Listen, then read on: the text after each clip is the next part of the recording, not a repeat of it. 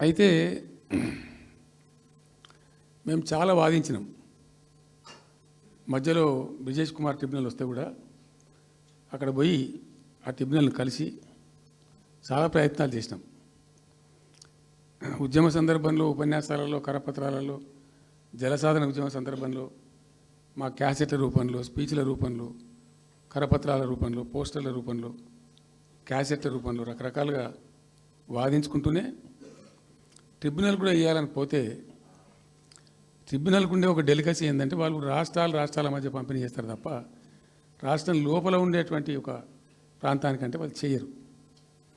మీకు రాష్ట్ర హోదా లేదండి, మీరు ప్రాంతము, మీరు రాష్ట్రంతో కొట్లాడుతున్నారు, అది వేరే సంగతి, కానీ మేము స్వీకరించలేము, తీసుకోలేము చట్ట ప్రకారం అని చెప్పి వాళ్ళు నిరాకరించారు.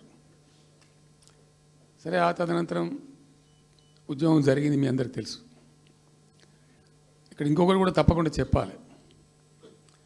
బచావత్ ట్రిబ్యునల్ ఏర్పాటైనప్పుడు అతను పంపకాలు చేస్తూ బచావత్ ట్రిబ్యునల్లో స్పష్టంగా రికార్డెడ్ ఇప్పుడు ఉంది. బచావత్ ట్రిబ్యునల్లో స్పష్టంగా పొందుపరచబడి ఉంది. ఇప్పుడు బచావత్ గారు ఖుద్దు రిటైర్డ్ సుప్రీంకోర్టు జడ్జి, ఆయన స్వయంగా ఏమన్నాడంటే ఈ ప్రాంతం నిజంగా చాలా నిరాదరణకు గురైంది, ఇంకా అవుతూ ఉన్నది. ఆ రోజు విపత్కర పరిస్థితి, దుర్భరమైన పరిస్థితి